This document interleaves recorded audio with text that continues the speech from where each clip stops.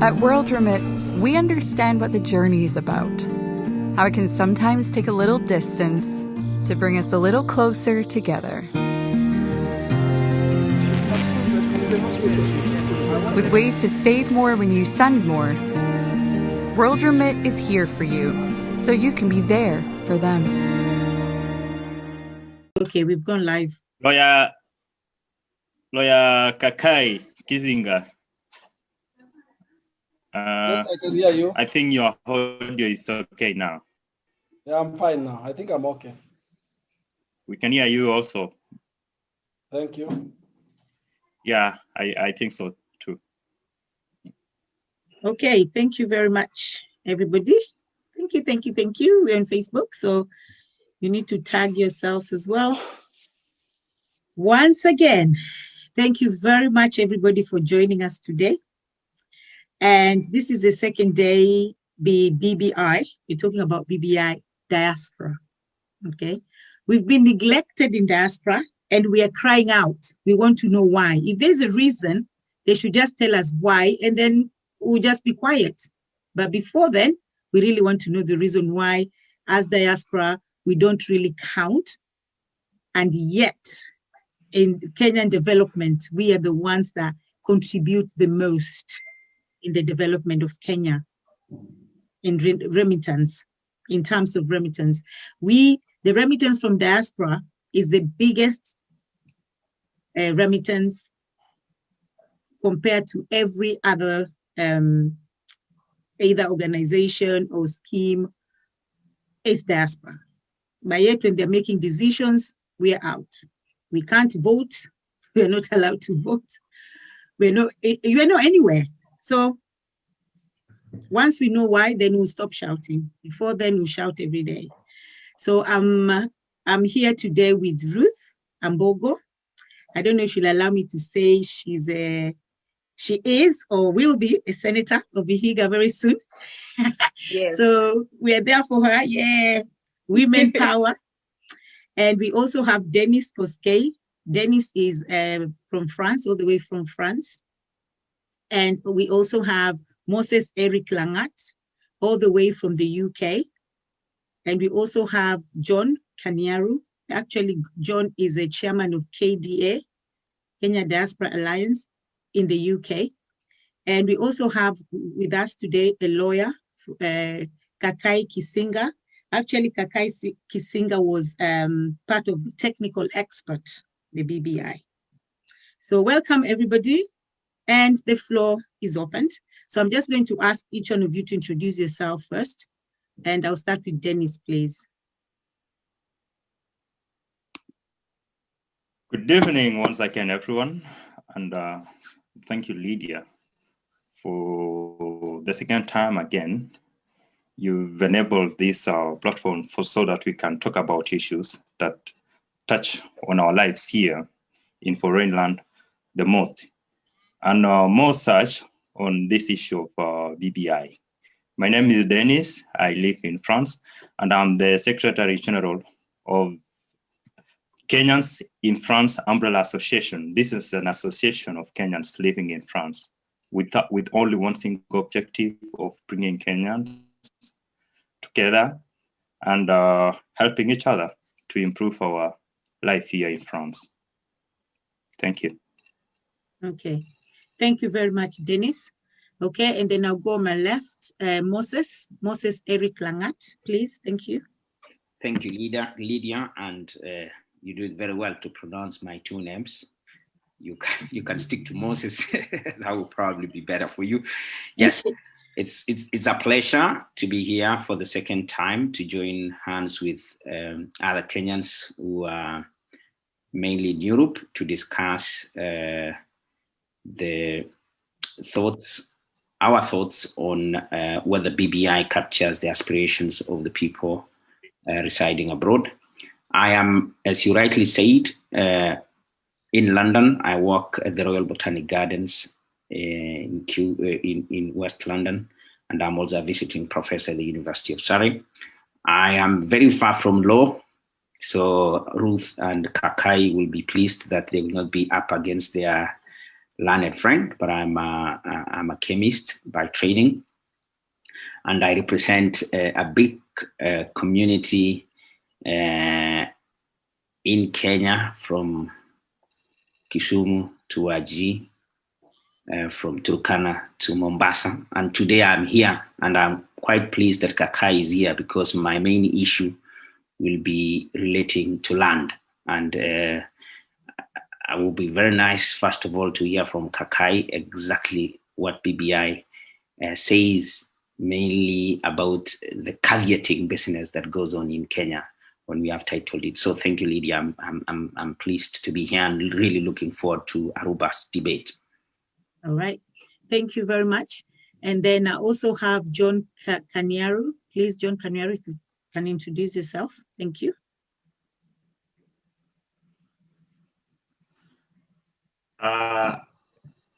Thank you, Lydia, and everyone else in the panel. My name is John Kanyaru. I live in Slough. My background is I do business in the United Kingdom, and my area is HR. And I am from Kenya, from Nakuru, and I'm very much interested in matters BBI because I'm a Kenyan. So although I live abroad, I have the community, I have the family. So it is a live topic. And that's why even when His Excellency President and Right Honorable came up with this idea, I chaired the committee that was collecting views from Kenyan diaspora in UK. And also I'm the interim chair of Kenya Diaspora Alliance, UK chapter, where I'm deputized by Dr. Moses Langat, and I'm happy to be here today. Thank you. Thank you. Thank you very much, John. Okay, now go to our lawyer, Kisinga, please. I always leave the ladies at the end. I'll be very brief. My name is Kakai Kisinja. I'm a lawyer by profession, and yes, I was part of the people who had been recruited by the task force, the BBI, in terms of piecing the report together. Thank you. Okay, thank you very much. So we'll go to our to-be senator, Ruth Ambogo. I like that name. Thank you so much, Lydia, once again. Happy to be here. My name is Ruth Ambogo. And I realize in life that as you keep going and you keep unlocking your dreams and ambitions in life, your titles get to change. So as we speak right now, I recently just announced my interest. It's not announcing my campaign for 2022, but announcing my interest for the seat of the senatorial seat for Vihiga County 2022. BBI has come here with some good things for the women, and some of us are saying, let's see how we can take advantage of these positions to be able to bring about change in the society. But over and above that, for those of you who are joining for the first time, I contributed to the BBI via Youth for BBI, which was an initiative that was trying to bring together the views of the young people across the country, and presented the same to the task force for consideration. Yes. Okay, thank you very much. Okay, I even have somebody who is watching from South Sudan already, also diaspora, also angry, also wants to know why we've been neglected as diaspora. But like I always say, and I'll say it again, I'm not a politician and I'm not an expert either. That's why we have the panelists who are experts to explain to us more. So I think right away, I'll just go to last time we were here. Ruth is the one who opened the floor, first of all, to tell us more about BBI, to elaborate it more. And thank you very much, Ruth. Ruth, you did a very good job. So now I'll just go to Kisinga straight up, to our lawyer. I'm not going to wait for any discussion because we need to just hit the nail in the head first before we can move on. So lawyer, we are here as diaspora. Ruth was here last time to actually elaborate more about this BBI because we are not there. We feel like we've been neglected. So because now you are inside the core, it's better if you start explaining to us more about this BBI and why there is no need of diaspora being involved. Thank you. Thank you, for the invite. And Ruth had talked to me almost a week ago about this program that you run. And this evening, when I came in, I was able to watch your last week's discussion. Okay. On, I think it was on YouTube or something. Mm-hmm. And I listened to it for close to an hour and was able to understand where or what you guys discussed last time. And I think I must thank Ruth because she did a very good thing or introduction, and she zeroed in on what exactly BBI did, what it stood for, and she brought out those issues that have been affecting Kenyans for long with a lot of clarity. But I also noticed that some of you, when you are discussing, you did not understand the document itself. So there were a lot of gaps in what you guys were discussing because BBI was not meant to solve all the problems in Kenya. BBI was just a pickup point from the 2010 Constitution. So I also noticed a bit of difficulties in people understanding what exactly that is there. But I also noticed one person who got it right in terms of pointing out the gaps that BBI probably has and what just BBI said about the diaspora league. So my point here today is I asked Ruth before I came that what is it that we are going to be discussing, and I think she zeroed into a topic of just how is BBI addressing issues of the diaspora. Mm-hmm. So for me, I would want to go straight into what I think that I lived in the US, and had BBI been out now, if I was in the US, I'll be asking myself, now I'm in Boston, if I want to go back home, what is the environment that BBI is providing for me? What are the benefits that it has in me to go back home? Mm-hmm. And I will zero into only two things I think that matters or that is important to the diaspora people. One is I want to find out that is there room or is BBI giving proper atmosphere and environment for good governance? That will be my first question. My first concern will be, is good governance addressed very well in BBI? My second concern as a diaspora, I will be asking myself whether BBI provides for political stability. Is there political stability through BBI? Now, the third concern will be, what are the opportunities for investment?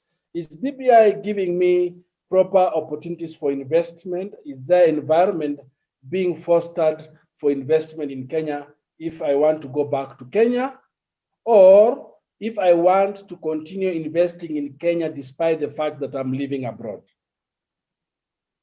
Number four, I'll want to find out, is BBI giving proper policy or legislative framework that can enable me as a diaspora participate in governance? And finally, is there room for inclusion of the people in the diaspora? Those are the concerns, or those are the things that I want to concern myself as a person living in the diaspora, for example. And now I want to go into trying to attempt to answer what BBI speaks about those things. Now, we have to understand that democracy takes long. Democracy is a long process, and constitution making has its own dynamics. BBI comes after the 2010 Constitution. When we passed the 2010 Constitution, we realized that it did not address all the aspects that probably Kenyans wanted. 2010 Constitution has been subjected to a lot of debate, internal and external, and a lot of gaps have come out of it. There have been checks on that 2010 Constitution, for example, from legislators themselves, Kenyans themselves, and also the judiciary has weighed in on the challenges of 2010 Constitution. But we forget, and we must remind ourselves, that the 2010 Constitution was a compromised constitution. It is a constitution that came in place because of the disputed election that had just taken place prior to that 2010 Constitution. So there were those concerns that Ruth Ambogo talked about that had been ailing Kenya for many years. Those 9 concerns that she talked about: national ethos, responsibility, ethnicity, inclusivity, divisive election, corruption, devolution, and so forth and so on. Those 9 things. Now, compounded with that, it was felt that therefore there's need to attempt to amend that constitution, and the only way you can amend that constitution is to go through those 9 ideas that were brought out by the 2 principles. And that's why we say that BBI was anchored on issues of inclusivity and issues of the handshake. Now, to answer now the question, is BBI providing a good environment for good governance? The answer is yes. The answer is that BBI, and I can see the host is laughing already. So just give me time, I go through them, then we can discuss later. So for the diaspora, is BBI giving or fostering a good environment, or is it pushing for good governance? The answer is yes. Why? It's because we are seeing that the 3 arms of government, the judiciary, for example, is being given so much power and responsibility to continue being independent.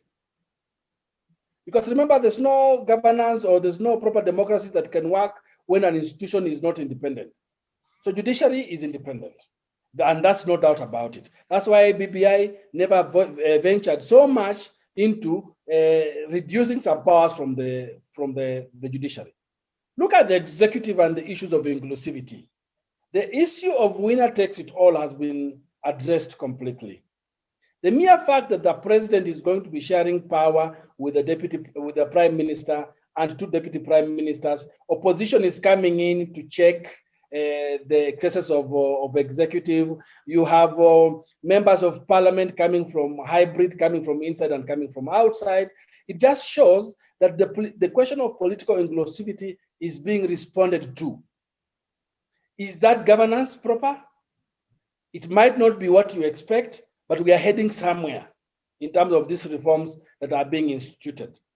Are there those other government institutions or arms of government that are being forced to be independent? Yes. DPP is now being introduced, and DPP is going to be independent in terms of pushing for issues of corruption. So when you are reading this PPI report, you have to look at the holistic approach. Do not just pick an isolated item alone, but look at how this is knitting up together into a document and into a governance structure. Are we, as people living in the diaspora, can you say that there's political stability for the diaspora people to invest in Kenya? And the answer is yes, there will be political stability. There will be. Okay, let me stop you there, sir.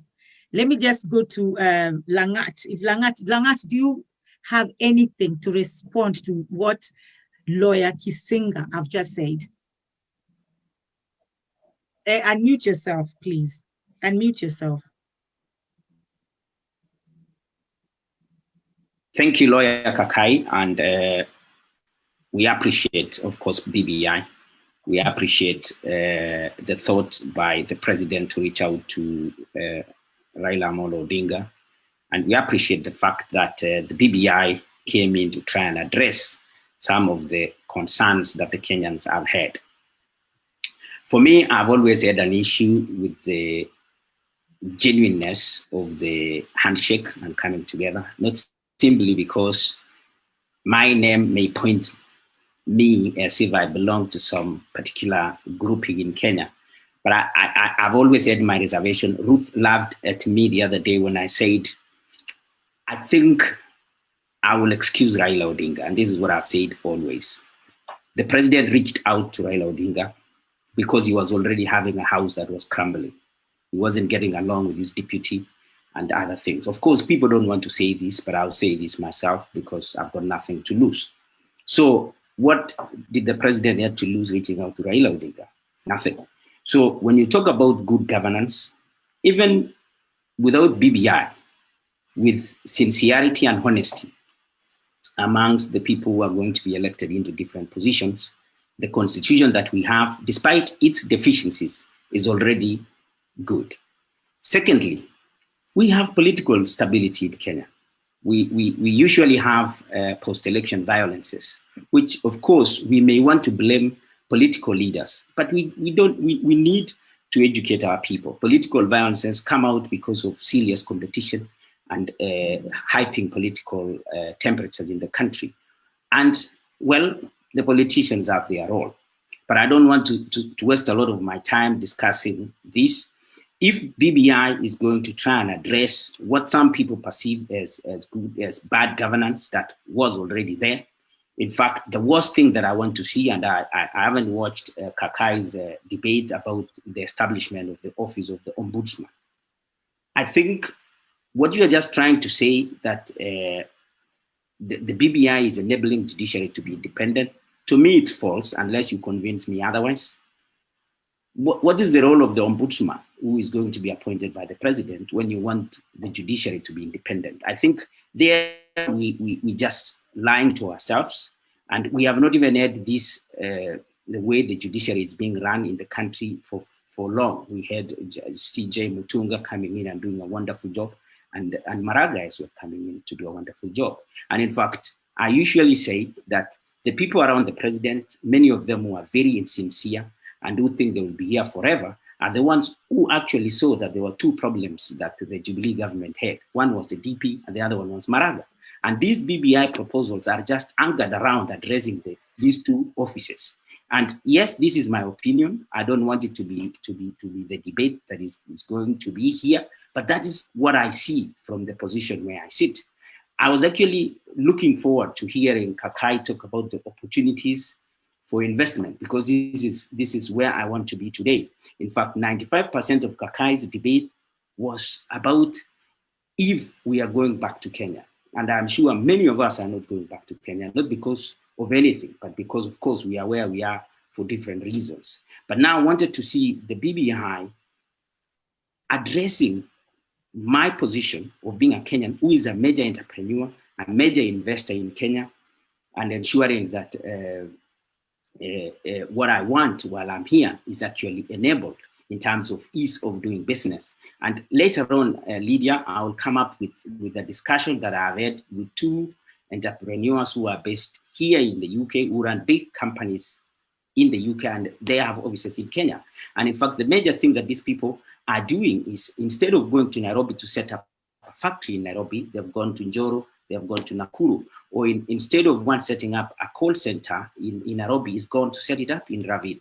Or instead of him having a sales point in Nairobi, is actually having the patience of transferring machinery from Mombasa all the way to Eldoret to be able to create employment for these people. And for me, this is what I want to see in the BBI, and Kakai will agree with me that zero, there's nothing on these areas at all. So I will wait for that point when we'll be able to discuss this, but of course I will allow the other panelists to say their things, but I've said what I had to say. And I think I always repeat, we need to amend the BBI to particularly include the aspirations of everyone, including us in the diaspora. I will get an opportunity later to read to Kakai the proposals that we collated here in the UK, which very few of them, particularly those that are pertinent to the people residing abroad, were touched. Of course, we mentioned things of creating the office of the leader of opposition, but of course, everybody else was saying this. But then there are specific and key issues that are touching Kenyans who are residing abroad that we mentioned. We also brought in even a very controversial thing that we had a huge debate here in the UK of rotational presidency. Because for me, rotational presidency in Kenya is actually going to cure good governance, and it's going to bring in inclusivity. So I see a lot of deficiencies in the BBI proposals that, for a good legacy for the president, is still need to allow people to go back and amend it. In fact, there is no point for us to rush this thing. And it doesn't mean that we need to get this thing entrenched now so that we can have somebody becoming a prime minister or a deputy prime minister. We don't need to do that now. We can actually tidy this thing up, even vote a referendum alongside the elections if we are patient and sincere amongst ourselves in Kenya. So that's my position, Lydia, for now. All right, thank you so much, Langat. Okay, do you have actually just reading, they want our remittance, but they don't care about us. Somebody said that here we are seriously celebrating the fall. Somebody said, well said, Langat, but how do you address the winner takes it all presidency? Because that's the major problem. Okay, so those are just some things that I'm reading from people who are watching. I'll just ask John Kanyaru, if you have any question to ask our lawyer, Kakai. Thank you very much. And Kakai lawyer, it's good. I have followed what you have said. One, I will start by saying when we look at the BBI report, and I think I said last time, it has a lot which we say it is good. And as we look at the BBI report, you will realize people are looking at it holistically and selectively in terms of interest group. That's why you have women in Kenya giving their views based on their perspective of the document and how it will affect them, position them in better position to make a decision. When it comes to diaspora, we are cognizant of the importance of stable government, which we support, and creating a good investment vehicle for diaspora to come and invest in Kenya. But some of the key issues that arose after reading this BBI document is some of the issues that we had already suggested. Matters to do with how do you include diaspora in matters policy, in matters of representation. Because if you want this document or to encourage diasporians to have confidence, even within investment vehicles that are being engineered by the BBI, their representation at various levels, including policy, is key so that they don't start seeing the whole process as if it is geared towards getting the 280 billions that come every year. That is one area which needs to be addressed. And as I asked our lawyer last week, even as we discuss today, we don't know whether this document, as we speak now, it has been cast in iron, that there is no further amendment. Otherwise, we will just be having a kamukunji where we are just wasting our saliva, as someone has said, we used to say. We want to know, is there still room for what we suggested or we will suggest? The document is good, maybe to us 90%, but our clarion call is to say, where does it address about citizenship? I think it's chapter 6, which comes with the dual citizenship, which is given on one side. But when it comes to the diaspora participating in leadership, and quoting Mwenda Mwinzi, who was appointed by the president, and when it went for parliamentary approval, they quoted, I think, chapter 6, and they said he has dual citizen and he cannot assume the leadership position. That one left a bitter pill in the eyes of the diaspora, and it needs to be looked into. There are also issues of elective position, and I think according to the information, or rather the views we collected from the diaspora, the main issue they were saying, let's have, or rather let's recognize the diaspora as an interest group or special group, so that when it comes to appointment, or rather nomination of seat in legislature, that is in the Senate and in Parliament, they can have a position so that we can always have someone who is giving the other side of those Kenyans who are abroad. The other one is policy level. One of the things they were proposing is at the Ministry of Foreign Affairs, there could be another permanent secretary in charge of diaspora. Actually, whenever you speak diaspora, they find it as a mockery. When we are told in the Ministry of Foreign Affairs, there is a diaspora desk. Probably it's a big one, I've never visited, but when you tell people who are bringing 280 billion that there is a desk, they just think it is just a small office. I don't know how big it is, but I'm saying probably if that desk narrative will continue, they better say there is a diaspora department. That might give some degree of confidence. But what we would require, it is a diaspora ministry in charge of looking into matters diaspora, looking at the extra skills we have for our young people there, and helping them to come here. We trade with our skills. I'm not saying we take doctors away from Kenya, but there must be some skills which we have a department that is championing. And much of a problem we have seen with some of our diasporians is these young people who are going maybe in Saudi Arabia, and then we are told they have been misused. Some women has been raped. It cannot continue like this. It's because we have a desk, not a ministry, so that we can follow these kids. When a Kenyan go out healthy with skills, this is some of the things like coffee that our country should be exporting, so that when they go there, they continue sending remittances which can stabilize and build our nation. And to come to an end, we support the issue of stability, because we cannot invest in a climate of instability.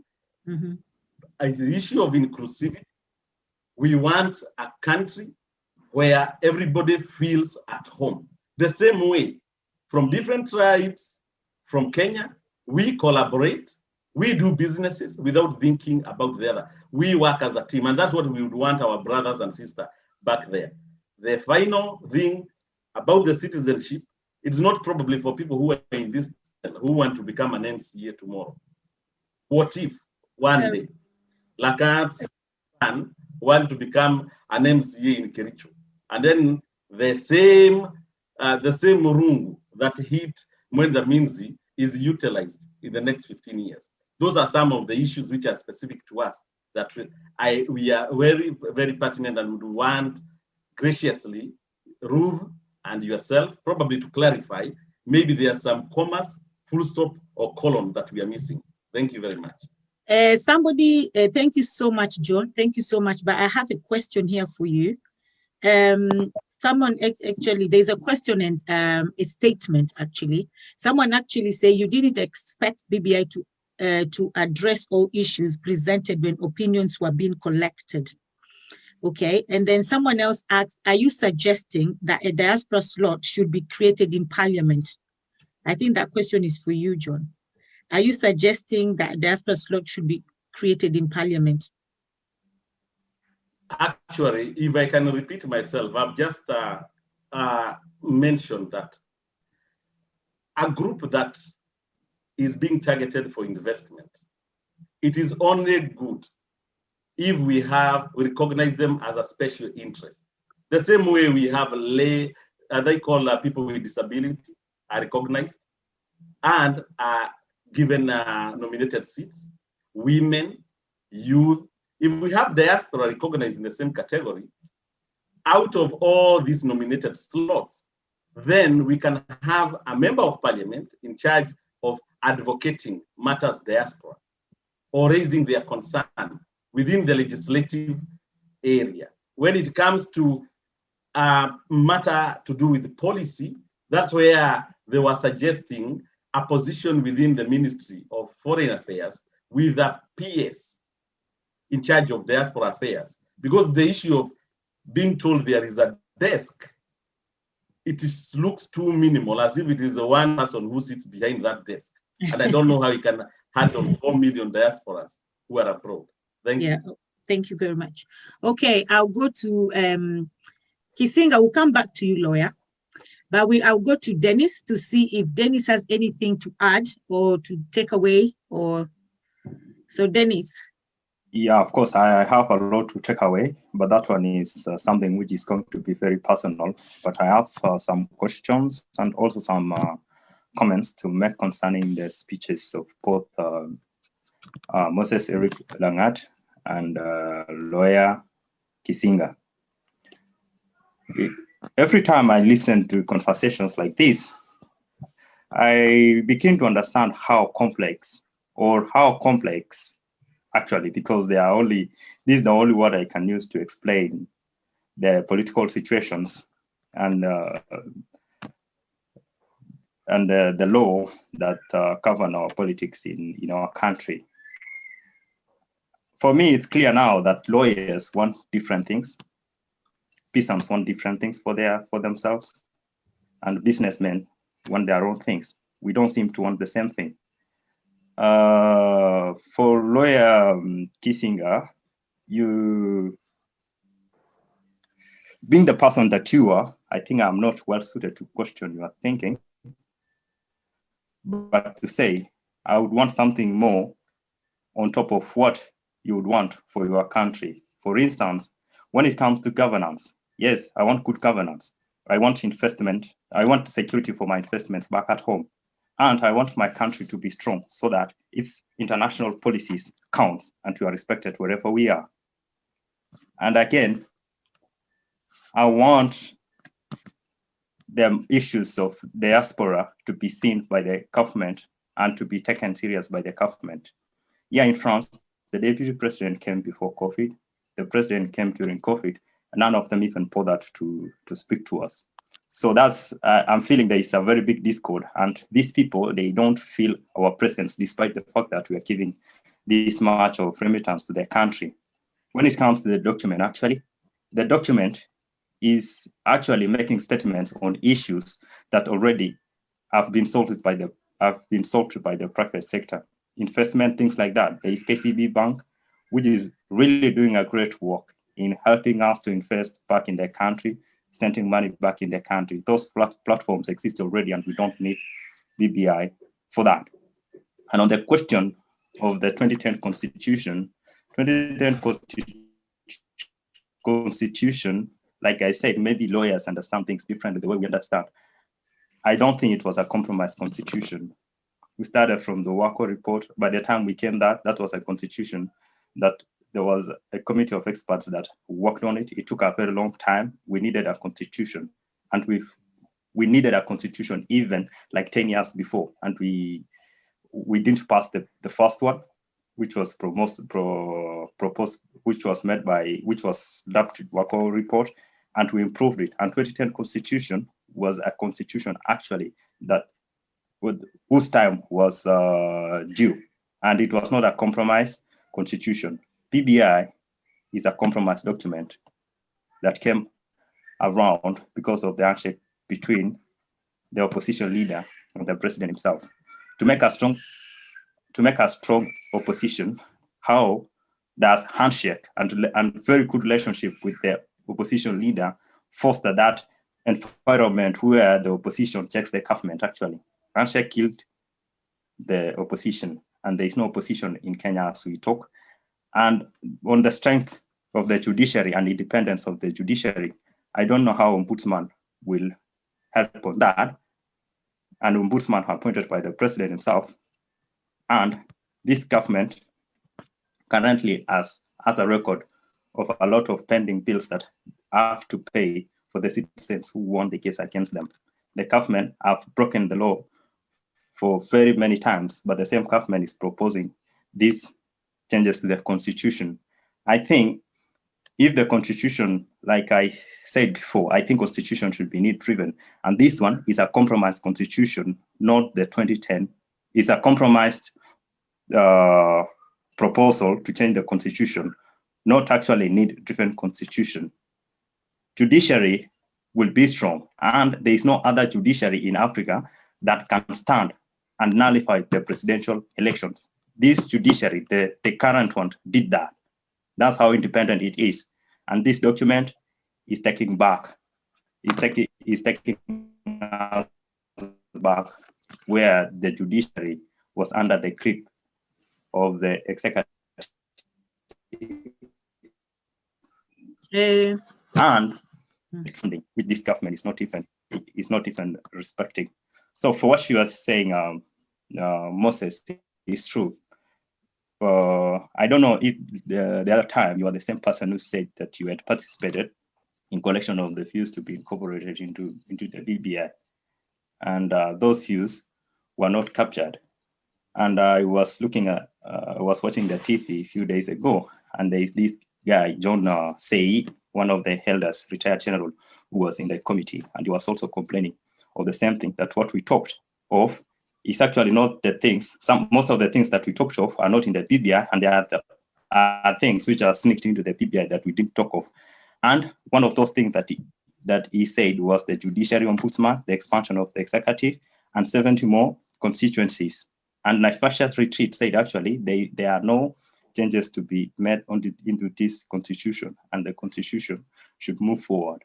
And that takes back the blame to the people who actually wrote down the document itself. If the people who talked in the round table to propose these amendments to the constitution are complaining themselves, and you are here, Moses Herrick, you say that your propositions were not captured by the judiciary, for me, it's too much of a complaint. And the person who can answer that for us now is maybe Bbi Kisinga. Okay. Thank you. Thank you very much, Dennis. Now I'll go to Weldon, because we really need to come back to Lawyer Kisinga because he has a lot to tell us. So Weldon, please. Thank you very much, Lydia. I came in when our lawyer friend Kakai Kisinga was talking, and I heard him talking about that BBI empowers and gives independence to the institutions. First of all, I want to say this. As diaspora, we recognize that not to be present. As diaspora, we need to recognize that, and we recognize and we realize that we need a stable and peaceful country so that we can invest, and also so that we can concentrate here knowing that our families are safe back home, and also with the possibility of going back home, because most of us would want to go home. And we need to have honest conversations today, especially when we talk about diaspora. We have crossed the seas and different to be able to say that we should not be talking about ethnicity or parties when it comes to national conversations that talks about reforming the constitution.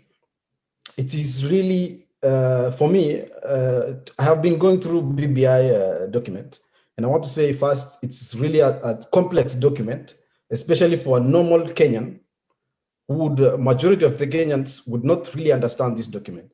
If you need to have the 2010 constitution with you, and the document, which as for me, it took me a lot of time to understand it.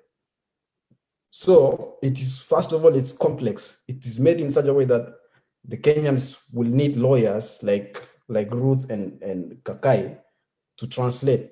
And if Ruth and Kakai are misleading us, then it's going to be really difficult. So the first thing I want to talk about independent institutions. Me, honestly, I want to talk about myself in 2007. I was part of the youth leaders in Rift Valley who were actually dealing with peace and conflict resolution back home. And I can tell you, with this BBI document, there's no way it's going to bring peace. I don't see anywhere where it's going to bring peace, a long-lasting peace in Rift Valley and other parts of Kenya. There's nowhere in this BBI document. Let's not lie to ourselves. Because right now, we are not, some people are saying we are at peace in Kenya. No, this is like ceasefire. It will take, in Rift Valley, it will, especially in the borders where I come from, it will take just kettle rustling or kettle raid to start all these things. And we need to talk, because we are here as diaspora, and these things affect all of us. So the independence of institution, that is really a lie. Because when you see the Kenya Police Service, their powers are being taken and given to the CS. In the document, it says that the CS will be chairing most of the Kenya Police Service powers. It will no longer be independent. It's supposed to be. So we need to focus, because these are some of the things. In 2007, I can tell you there's a time in Kericho, we lost 19 young people on gunshots in a day. Okay? It has to be really serious. That is the state. Those are gunshots. And I can tell you for sure that if this thing in Kisumu, most of the people who died, those were the government gunshots. Okay? So we need to give this independence to the institutions and separate the state from the government, so that those people are coming to govern us knows there is a state that is very independent. Okay? So we need to be honest to ourselves and know these things will come. And this time around, if it comes, it might be really challenging. So we need to understand that when we talk about independence of institutions, when you see IEBC, how can IEBC be decided by, the IEBC commission has been decided by Jubilee and ODM? That is like the president, who is the head of Jubilee, and Raila. Those are two people who will decide the commissioners, part of the commissioners in the IEBC. So it's not really giving the independence to the institutions. When you go to the Senate, when you see the Senate, they're taking all the powers, and you see the parliament now. I saw somewhere in where they say that they will have 70 nominated members of parliament. Honestly speaking, if you have 70 nominated members of parliament, it can, when it comes to voting or pushing something, that goes to the party's stand. Okay, you are not giving this parliament institutions independence. So we need to talk, and we need to be honest about ourselves and say, okay, these things, we should not take political sides here. Just because I'm a Kalenjin doesn't mean that I support Ruto's side, or just because just because someone else is a Luo should say, because Baba had said this, we should do it. No, we need to talk and agree and accept these things, because it affects all of us. When you say judiciary, independence of judiciary, even now, the constitution that we have gives more powers to judiciary. And you can see the way the Chief Justice had a lot of problems. Yeah? He has a lot of problems with executive. Even if he annulled the elections, he had a lot of problems during all this time. So we need to give these institutions independence. My friend talked about dual citizenship that 2010 constitution gave us. That was a good thing, except that we have seen the challenges, like he mentioned about someone who was supposed to be appointed, and the parliament said, no, she's not a Kenyan, honestly speaking. And the constitution is so confusing that normally, because she didn't have a choice to be a dual citizen, maybe because of the parents or because of the family issues, she was supposed to be appointed as well. But this thing is supposed to be discussed now with the reforms that are coming. It gives us the conversation, and it's supposed to be discussed. Because even the issue of Miguna, some people were laughing, but this thing will come to us, you know. Tomorrow it might be you. Maybe you want to go, Moses Eric, you want to be a governor in Kericho, and I'm a CS of security. What will I do if I want to bring you? I will take you back to UK. Okay, that is one example. So we need to be. When I saw what Miguna went through, honestly, even if he had a dual citizenship, which he didn't have, because if he had dual citizenship, he should never have been allowed, according to the constitution, should never have been allowed to run for to be a governor in Nairobi. But you see what they did to him. So these things are injustices that we need to talk about, okay? especially as diaspora. You see Miguna going through what he's going through. Next time it's you, okay? So when we talk about IEBC, Kenya Police Service, the winner take all. Honestly, if you have independent institutions, you don't need to be focused about winner take all. You take an example of Trump or take an example of Obama and McCain, for example.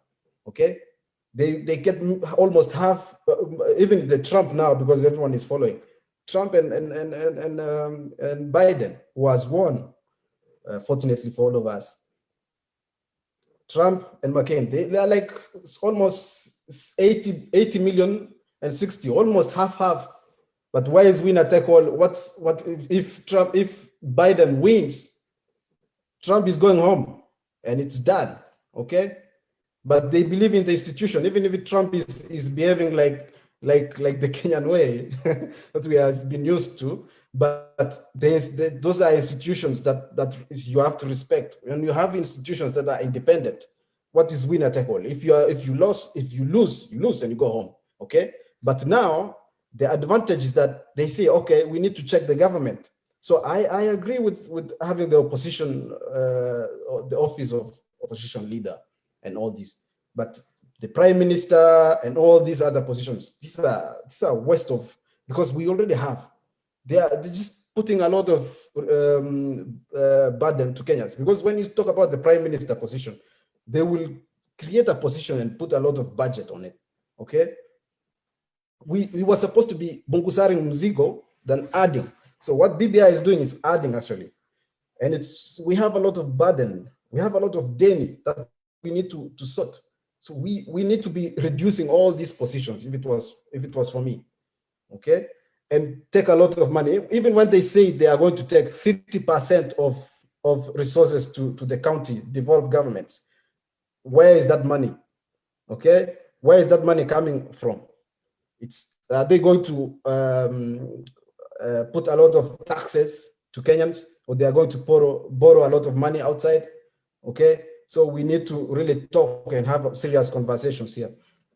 So, and Ruth should also, because I have been following what Ruth is doing countrywide, talking about youth and incentives. Those are things that can be done. Those are good incentives, you know, but those are things that you don't need to go to BBI to do it. Okay, the president. This is the only president who enjoys the house with no opposition, and he can pass anything. Okay, so honestly, I have been in frontline in youth and peace building and all these things during my time in Kenya, and I don't see why they should make it a big deal. They're just using this to bring in the serious issue. Okay. This is not part of BBI. So the youth should know that this is not their thing. If they really want to do something, they don't need to go through BBI. And you don't need a youth commission, because when you talk about youth, once a year pesa a youth fund, how many youths are benefiting from it? Okay, let's be honest. It's even difficult for youth to access the youth fund. And you're talking about youth commission. The youth commission, what will it take to the grassroots? So we need to discuss and give an opportunity for BBI to be amended, okay? It's a good opportunity for us to discuss and make a better constitution. Thank you very much. Thank you, well done. You took the whole stage. Thank you very much, well done. You have a lot to say, well done, really appreciated. And people who are watching as well, I would just request you to share. Please share. So, and just share in Kenyan forums, because we only know it's only us that know what we're talking about.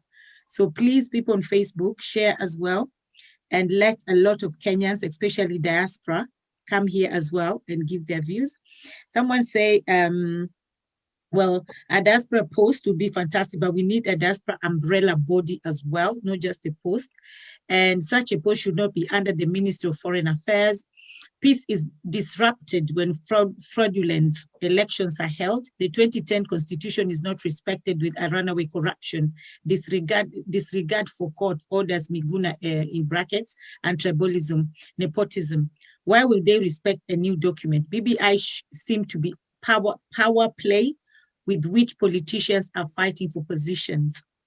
Following, and I'm getting more enlightened on this, independence of government institution is key. Introduction of oh God, this one is hard for me to read. Okay. There's a lot of noise here because there's Lydia, I can read that for you. So that's from Honorable Omax Amudala. He's saying, yes, following please. more to this, independence of government institutions is key. Introduction of judiciary ombudsman is like defilement of the judiciary, which is the law interpretation body. Issues of inclusivity is still a problem. The report needs some amendments before the referendum. Lest we do so, I see us going back to the dark ages. Okay. All right. So just give, guys, please share. I'll give this opportunity to Ruth, and then we'll come back to our lawyer, Kakai. Well, thank you so much, Lydia. Today I will play a very minimal role in this conversation, because I feel like a lot of what we are addressing, we had spoken about it last week, and I would actually just allow you to give the chance to Kakai to shed more light, that maybe he might explain certain things in a manner that will be clearer as opposed to how I did last week, and maybe we can be able to get consensus and a way forward. Then maybe later on, after he's done talking, I'll come back and respond to the question that Weldon had mentioned about the fact that there are certain issues that benefits for the young people within the BBI report that do not need, that did not necessarily need BBI for them to be executed and implemented. So just I allow me to just give the chance to Kakai to address most of these issues, because I feel like I've been in this position before, and maybe I would also want to just listen to him and get a clearer view, him being my senior and having sat in the technical experts body that was responsible for putting together the document. Okay, thank you. Before we continue, I just want someone to clarify, and I would like John to clarify this. Somebody is saying just interest conversation, but please, can you define what diaspora means? So John, if you can just define that, and then we go to our lawyer, please. According to my own understanding, I'm neither quoting Oxford Dictionary or any other. A diaspora is a citizen who has migrated for any economic reason, economic or social or any reason, out of their motherland into a foreign country. So when we talk about diaspora, someone who is next door neighbor in Kigali, in Dar es Salaam, in Juba, in the Middle East, or in Japan, or in UK or US, they are considered as diaspora. Because the word diaspora means being abroad for whatever reason. Even when Raila was, or Koigi was in exile, he was still a diasporian, but he had sought political refugee status. Lydia, let me to add on top of that. I think the person who is asking the question knows very well that even if you were born in Kisumu and you have moved to Turkana, you're actually part of the diaspora. So I think it's just a terminology really that is used in this case and in our case to refer to the people who live outside Kenya. Otherwise, the best terminology would have been Kenyans residing abroad. Okay, probably that's why. Okay, so someone say, this one is now bringing Uganda is also diaspora. Okay, yes, Uganda is also diaspora. Yes, is that it, Langat? Uganda is also diaspora? Definitely Kenyan residing abroad, Kenyan residing outside the Kenyan borders. And in our context, we refer to them at the moment as diaspora, even though, of course, if you are born in Kisumu and you live in Turkana, you are also a diaspora person. But in this case, we're talking about Kenyans who reside outside Kenyan borders. Okay, all right, thank you very much. I'm sure that I've clarified it to the person. Okay, before we go, please guys, share so that all Kenyans can come, especially diaspora Kenyans, can come and listen to this conversation and also give their views and their points. Now we'll go back to our lawyer Kakai. Please, lawyer Kakai. Unmute. Unmute yourself, sir. Okay. Okay, thank you. Thank you very much. I think there were quite a number of points, and I must say that it's a very vibrant discussion. And I was able to follow the discussions that were made by the contribution that was made by Moses, then Kanyaru, Dennis from France, then finally Weldon. So for ease of reference, let me start with the last speaker. As I go backward, I think Weldon, but I don't see him anymore. Sorry, Weldon is here, but sir, I'm so sorry to interrupt you because somebody keeps on writing here, where's the Zoom link? Just to let you know that Zoom link was only for the speakers. And so if you have anything that you want to share with us, please just write it and somebody from the panelists will respond to your question. Thank you very much, Thomas Arunga. Okay, thank you, sir. I think I'll start with the Weldon being the last speaker, but then there were three questions that cuts across what Weldon was asking, what Dennis spoke about, and what Moses also raised. So let me start with the Weldon. I appreciate the fact that you are being very honest and you are bringing out issues that affect you, especially from the Rift Valley and all this. The issue of investment, I think you said very clearly that, another speaker talked about issues of investment, that people in the diaspora, and I now know the definition of diaspora, and I agree with the definition by Moses, that you are thinking of coming back, so you need to invest back in your country because this is your home anyway. But when I began speaking, I talked about what are the benefits of BBI vis-a-vis the issues of investment, and one of them was BBI is trying to guarantee.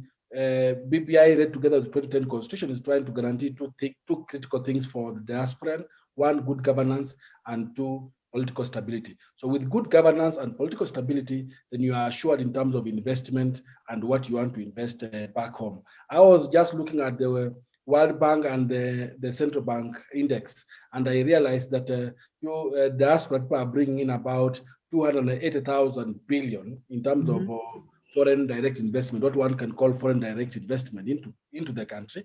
That means that you have a very big stake, a very big stake in terms of your recognition as people are bringing in money. But then the concern in BBI is that, do I have good governance to invest? Do I have political stability to invest? Now, when it comes to the issue that you raised about issues of peace, my take will be that issues, you talked about the fact that BBI is not guaranteeing peace. But my take will be that issues of peace has already been captured under the 2010 Constitution by the mere fact that there was the introduction of the NCIC, National Cohesion and Integration Commission, which is dealing with issues around peace. But also, Weldon, you need to understand that devolution itself, the aspect of devolution itself, devolving a country into 47 counties, is an aspect of peace being devolved, in the sense that each county or each county needs to know how to deal with those peace issues. So it's no longer going to the center, the national government, but those issues have to be dealt with. So as we discuss about issues are being dealt with, also you can now see, for example, that even the BBI is dealing so much with issues of security, and the governors are being given a central role in terms of managing security. So we need now to have this conversation of decentralizing some of these things, because devolution came in at that time, and to deal with it.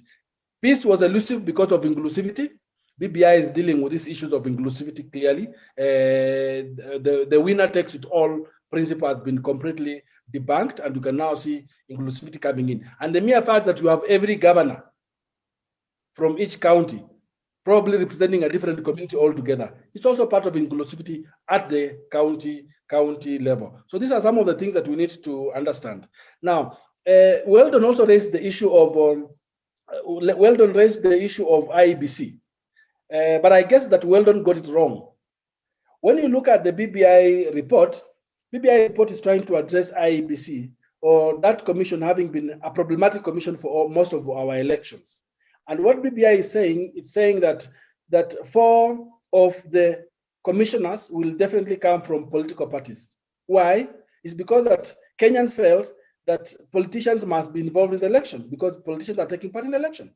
And therefore, you must have now members of political parties appointed by various political parties. Now, it's not clear at the moment how the 4 of them will be appointed. So it will be unfair to say that all of them will come from Jubilee or all of them will, or some of them will come from ODM. There are many political parties. There will be a quota allocated, in my understanding, and therefore it is not right to say that only Jubilee and ODM will bring in the 4 commissioners. There are other political parties who have political play, and this will be based on representation in parliament. That's my only thinking. You have to look at which political party has more MPs in parliament and the stakes are high. So that has to be clear. But also, well done. Please remember that not only the four are going to come from political parties, but 3 more are going to come from members of the public. In the sense that even yourself, you can come from wherever you are and apply and become a commissioner at the IEBC because there's a slot for 3 people to be appointed from professionals. So it's a kind of a hybrid. And this was adopted from the 1997 and the 2000 IPPG negotiation. You remember during Kivuito's time, some of in the 1997 election and 2002 election, some of the commissioners came from political parties. It's believed that the 1997 so far in Kenya was the best election process that came out to the proper results. But thereafter that, it has always been a problem. The Chebukati problem is a Hassan problem. So I think it's a good thing that it tries to address this problem because contest is always about IEBC. So let's test it. Let's see whether it will work or it will not work. In issues of inclusivity, well done, you can see that Senate, you talked about Senate.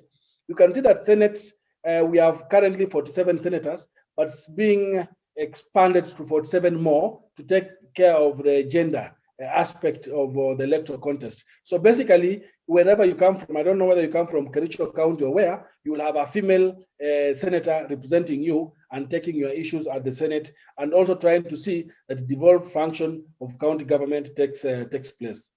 Now, I need to correct Weldon. Parliament is going to have 290 plus 70. This 70 in Weldon is not nominated. BBI is not proposing for any nomination at all.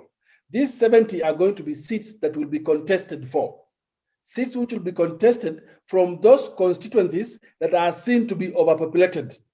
So those constituencies that are seen to be overpopulated, for example, Ruiru will produce 2 members of parliament. So there's no nomination whatsoever. Actually, BBI has removed that issue of nomination. So it's not a question of nomination, but rather it's an issue of a contest. And the contest, because they're saying some constituencies are too wide. So you need to have more MPs representing them because of the population quota. Now, Weldon talks about an issue that I need to talk about, which actually was also talked about by Moses and by Dennis. And the issue is independence of the institutions. BBI and the 2010 Constitution is very clear about independence of the institutions. Most of the things that have been done have tried to retain independence of the institutions. Judiciary is an arm of government. Nobody wanted to touch issues of the judiciary. People left that institution, according to the BBI, completely free from touching the judiciary. What the only thing they introduced of all arms of government in the judiciary was the issue of ombudsman. And the idea of introducing the issue of ombudsman is that ombudsman is supposed to be listening to complaints from members of the public.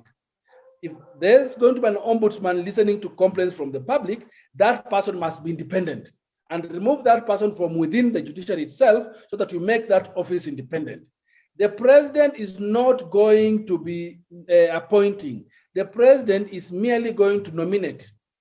Once the president nominates the person who is supposed to sit as an ombudsman, maybe there could be 3, they will subject that nomination to parliament for vetting. Once that person is vetted in parliament, then the parliament will say this person is fit to go through to work as an ombudsman. So that's an issue of checks and balances. Who is checking the executive? Who is checking the executive is that you can see judiciary is checking the executive. Who is checking the legislature? You can see that legislature is being checked by the judiciary. but who is checking the judiciary? You enhance that by introducing that office of the ombudsman, but ensure by all means that you don't water down the gains or the independence of the judiciary. Having an office removed from the judiciary as an ombudsperson does not actually conflict or water down the gains of the 2010 constitution. So the whole idea will be when the law is in place, because there will be a law establishing that office, that law must provide for proper checks and balances to ensure that that office is not compromised at all. So that is the whole idea of judiciary ombudsman. So is it going to add value? Yes, it will add value because it will be removed from the judiciary. There will be no conflict within the judiciary itself, but now someone independent will be now like working there, and that person nominee will also sit at the Judicial Service Commission because he's representing Kenyans, because Kenyans are the ones who are going to be complaining that my court file is lost, that a judge has been compromised, that a judge has refused to hear my case. He's going to report to that independent office. So that has to be, I think, clear on that. Now, the issue of dual citizen that Weldon also raised has been controversial. I wouldn't dig so much into Miguna case because Miguna case was not based on standards or legal standards. That was a political game. So it would be very difficult for me to go into it because that was purely a political battle that did not comply with any known principles or any known law, because there were so many decisions that were made by the High Court and none of those decisions were actually listened to. So that's the political contest which I wouldn't want to deal very much into it. But legally, your Katiba gives you that right to have a dual citizenship, and I don't think that has been taken away. It still remains in your constitution, and it still remains a right that Kenyans have to have dual citizen and operate like that.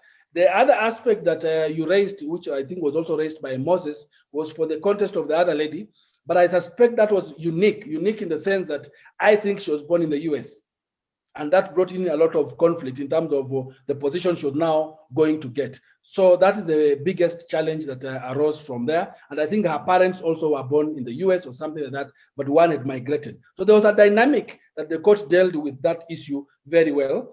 So it doesn't fall that anybody living in the diaspora is removed or fails to get their rights under the article that deals with the dual citizenship.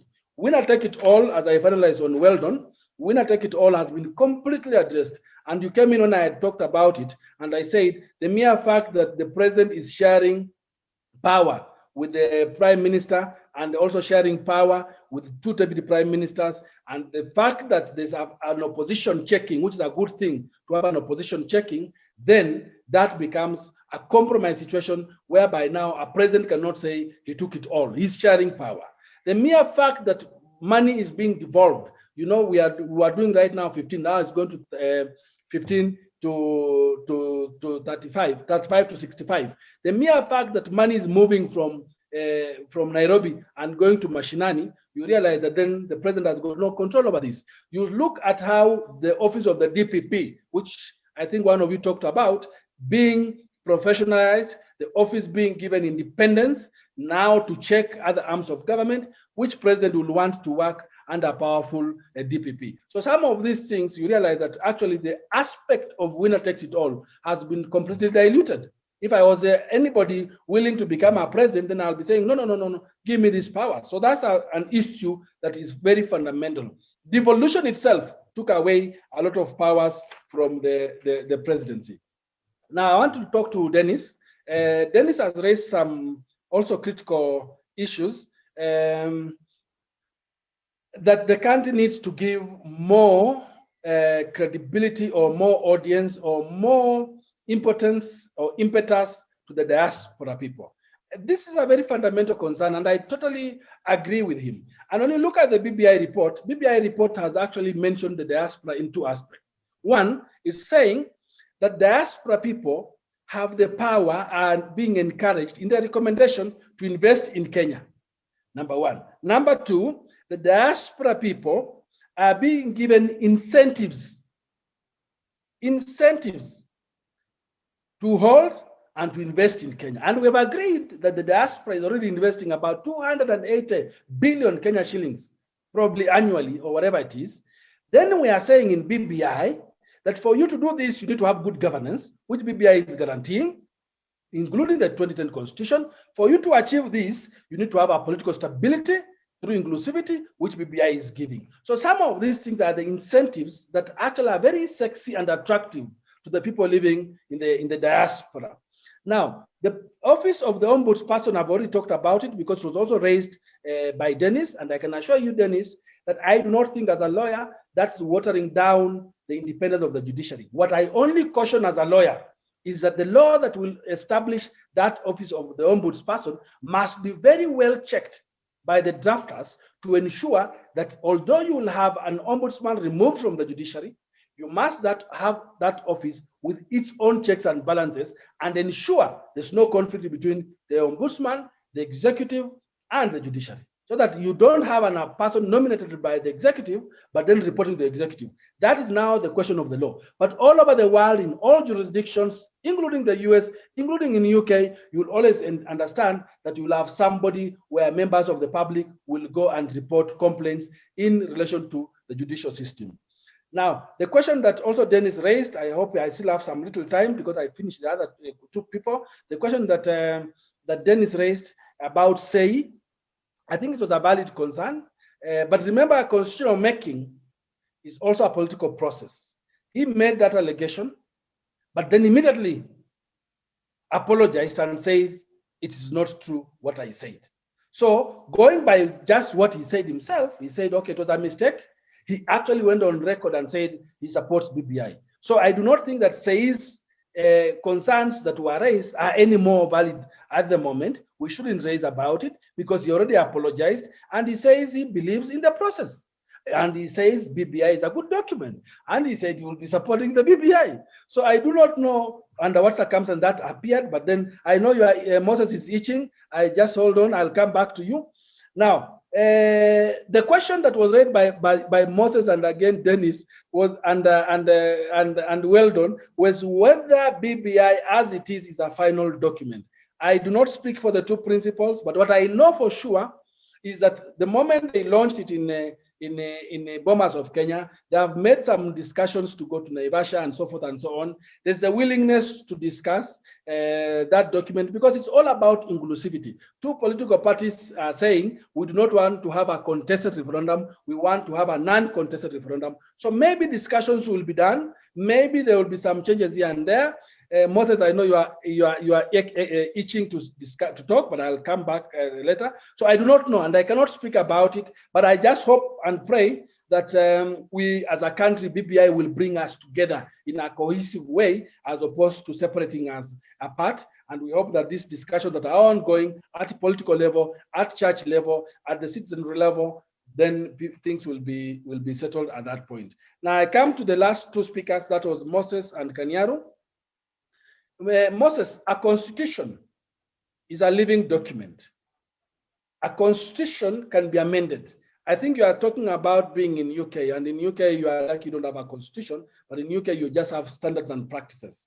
But in Kenya we have a constitution which keeps changing. We've had quite a number of changes in terms of the constitution. So it's not static. If it doesn't work, change it. Democracy is expensive.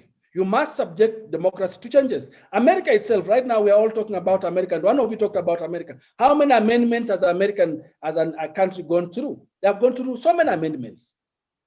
Yesterday I was listening to CNN and they're saying this electoral vote thing doesn't work for them anymore. It has been existing since the 18-something. It doesn't work for them. They want the popular vote.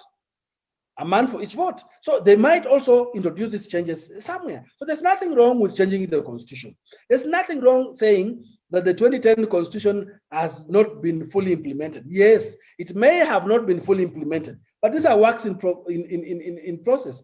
It's a Kenyan constitution. They want to change it, they can change it as many times as they want, as long as they are changing the constitution in a progressive manner, a manner likely to say that we are making it better than it was. So there's no harm in that. And your other question was on ombudsperson, and I've answered it, and I think you are still having some issues. Now I come to Kanyaru. I think Kanyaru was elaborate in terms of what issues he raised and how the diaspora feel they are not included. Kanyaru, Mr. Kanyaru, we have 290 seats right now in the next general election. in the National Assembly. I will wish that you come and start contesting. Enda mashinani. I don't know what you said you come from Nakuru. I listened to you very well. Contest for Nakuru East or Nakuru West. It's open for you. No one is blocking you. Actually, people are encouraging diasporans to come. You've made a lot of money in the diaspora. Bring it. Enda mashinani. Uliza kura. Utapewa. You have, again, 70 seats up there for grabs. Maybe you come from a constituency that is overpopulated. No one is going to lock you from this.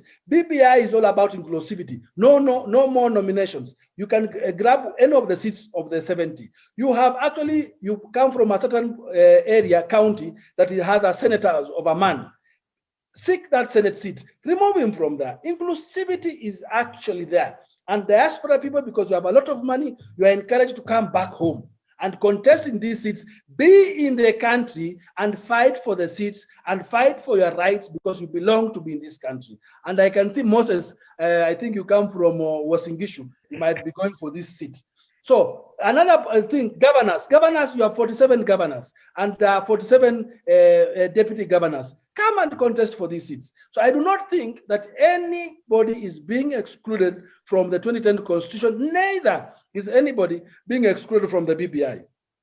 Is it cast in stone? Is the room change? Is anything going to change? You're asking whether BBI is cast in stone or in iron. Actually use the word iron. I've just tried to answer it. I don't speak for the two principals, but my assumption will be that negotiations are going on. And I just hope that they will end up somewhere, because now people are talking with sobriety and understanding, because constitution making is not for two individuals. Constitution making is for Kenyans. It's for me, it's for you. So if it doesn't work for us, we must fix it. And if we have to fix it, we must all sit on the table, talk and agree and discuss about this. Diaspora, Kanyaru raises something which I had never heard of, and I think it's a very valid concern. But of course, we said we are discussing this, and we have no answers to some of them. Is that whether diaspora should be given a special seat in Bunge, or whether diaspora should be nominated to parliament and so forth and so on.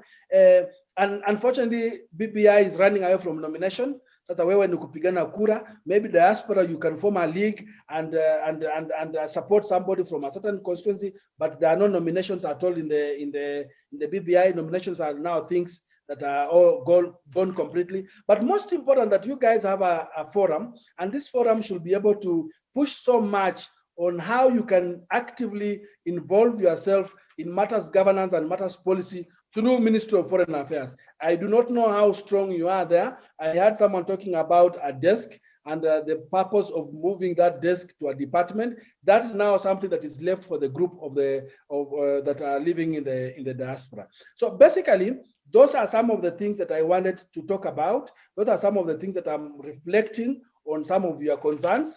And I don't think I've left out any other question, but I'll be glad to share any other inputs from the next round of questions if we have time. Thank you. Wakili, I just wanted you to clarify something. And first of all, I want to debunk a narrative that the people in the diaspora have a lot of money. You are setting us against our people. They will now expect us to be sending a lot more money.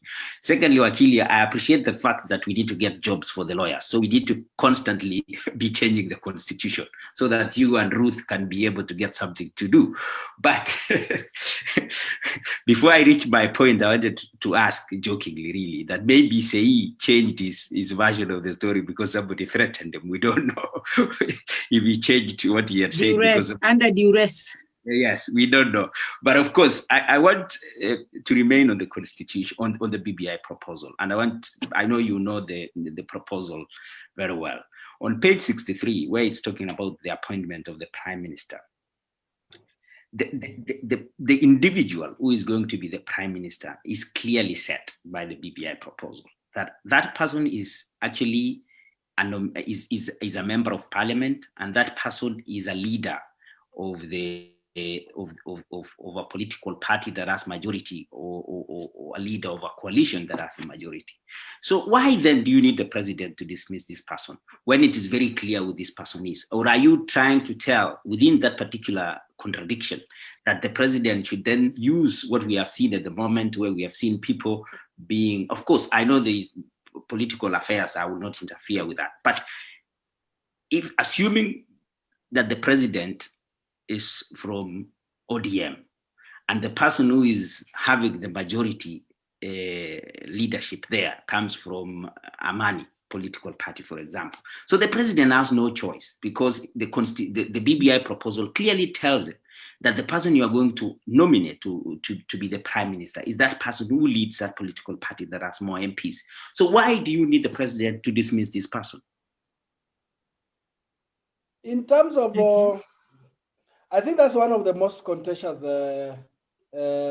proposals I've heard from so many politicians and so many scholars and so many people who are saying that that's not a good thing. But Moses, assume you are a president.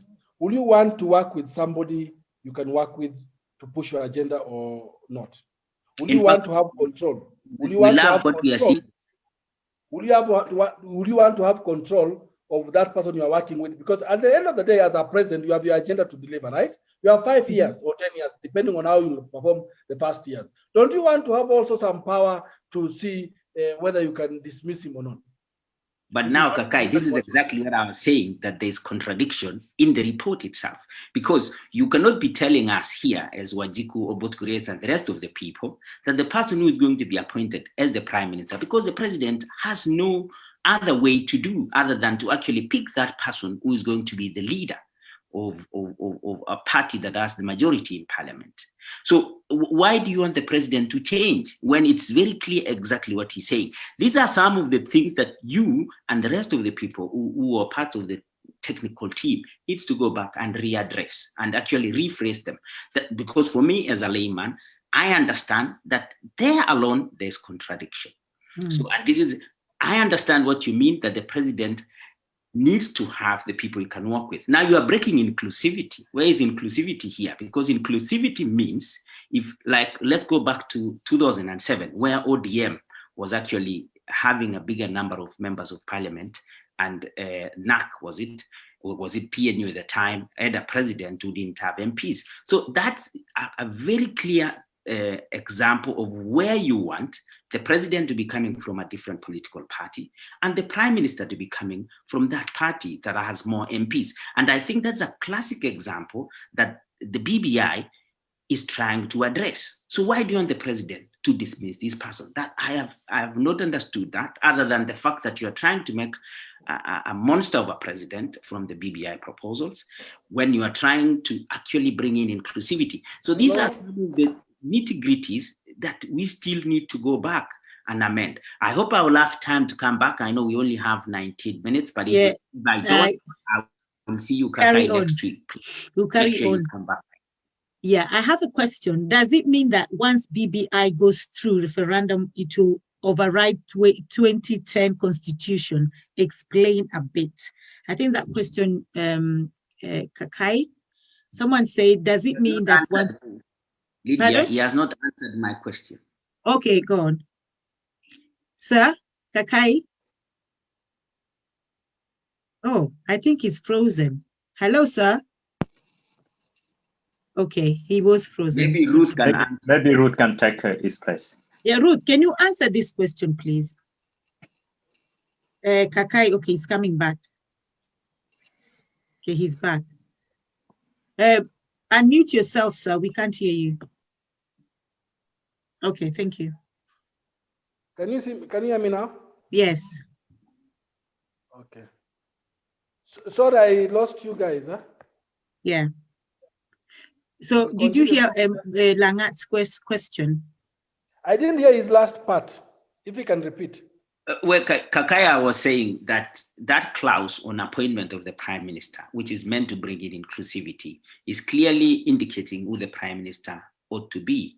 And the prime minister, I gave an example of the 2007 elections, where we had ODM producing more members of parliament than PNU, which at the time had the president. So if we're going back to that time and we are implementing the BBI proposals, then it means that His Excellency Kibaki would appoint the leader of ODM, who happens to have been Raila Odinga, as the prime minister. So it's clear that that is what the BBI proposals are trying to bring it on board. And I believe if that is the case, then of course the president, as I said, wouldn't have any choice but to work with that particular leader, because he wouldn't be dismissing. How would he be dismissing when we also have the political parties doing their own things? So it's very clear. I hope you agree with me. And unless it means otherwise, then it means that this BBI proposal ought to be amended.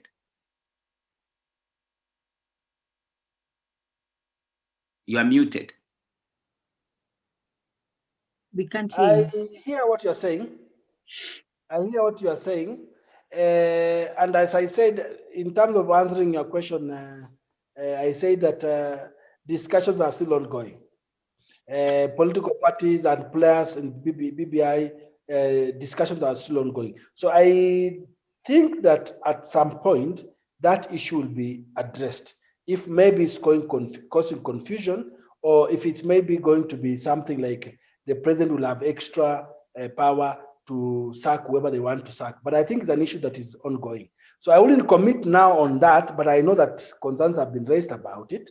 But the whole idea of BBI was to ensure that as a leader, you want to work with people you want to work with. Even yourself, Moses, if you became the senator of Nandi, I think you come from Nandi, you will want to work with somebody you want to work with, or Nakuru. So that was the whole essence. As to whether now that will be looked into, I think that political processes are still ongoing. For example, governors who are meeting 2 days ago to discuss some of these issues with the Prime Minister. There's another meeting next week again with the Prime Minister. Churches are still discussing and debating. So some of these things will be somehow ironed out, because the whole idea is not to exclude anybody in the BBI, but to include everybody. It gives us hope that we can get a diaspora commission or a diaspora seat. Yes, somebody. Yeah, Langat, are you satisfied with that question, or? Yes, I think for the sake of the people who are listening to me, I wanted to just point out that there are some gray areas within the BBI proposals that definitely needs addressing. And Ruth and Takai being very, very close to the BBI making process will actually take such kind of things and point out to these people that, yes, we need to amend. Okay. So a question from Vincent R. Joseph is, does it mean that once BBI goes through referendum, it will override 2010 constitution? Explain a bit. No, BBI, actually, although that's a very good question that is coming from Vincent, the constitution is not going to be overridden by anything. The constitution of 2010 is the constitution of Kenya. It was passed by Kenyans 2010. It has been now in place for actually 10 years. What BBI is trying to do is to tie in the loose ends, because the constitution 2010 has been subjected to so many challenges, which is normal. Judiciary, for example, has made so many decisions that have touched on that constitution. The executive, parliament, there have been certain clauses or articles in that constitution that has been problematic.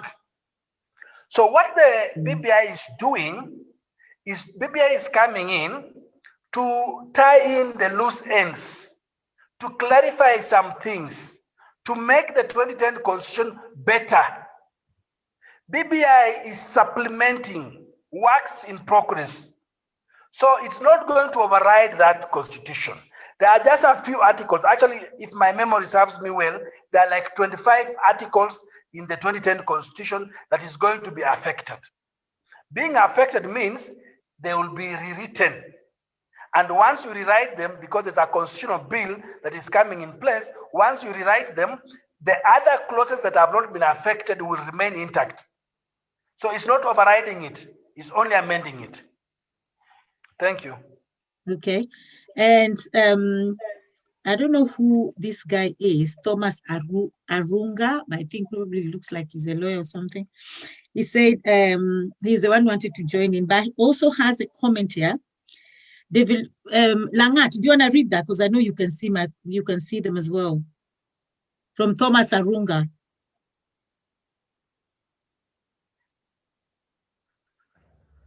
about devolution. Devolution has no change. You are muted, please. Yeah, I was saying we can carry on with the debate while I try to retrieve. I have 58 comments and my computer here is not. All right, devolution has not changed the fact that the tribe of president and his vice are overrepresented in senior posts. Secondly, if the judiciary was independent, DJ Evolve, the short DJ, would have seen justice served. Do you just want to say something about that, Kakai, before we... on the, I don't know what it means by devolution has not changed. I think the entire constitution, the entire BBI was really afraid to touch on matters devolution. Kai, let me read it. Let me reread it so that you can answer it correctly. He's saying devolution has not changed the fact that the tribe of the president and his vice are overrepresented in senior positions. So, and that's a very sensitive. That's a very sensitive topic to discuss about, because on what data, what information, what data, what statistics does he have to say that the tribe of the president and the prime minister or the deputy president is overrepresented? You know, you need to have data.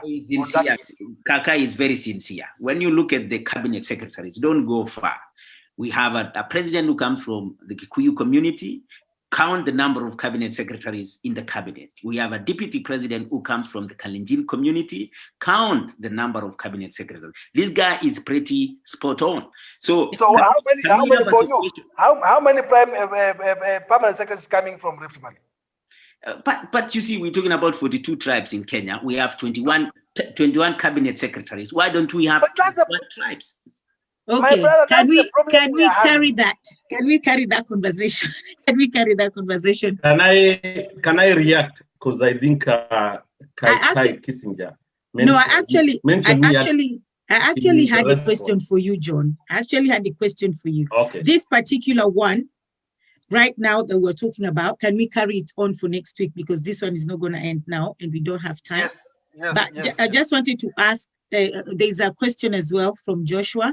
Will the diaspora be able to join the debates from the diaspora if elected as MPs? John. Do you want to answer now? Yeah, we need an answer now. Okay. I thought you said next week. Will diaspora be able to join the debate? Yeah, from the diaspora if elected as MPs. Now, I think we need to put this one very clearly. When we say an individual or a person will be in parliament representing the diaspora, when that choice is being made, it might be a Kenyan who has lived in diaspora, who has understand the diaspora issues, who is back, and maybe, let's say, someone like the chairman, the president of KDA, Shemo Chuodo. He has stayed abroad.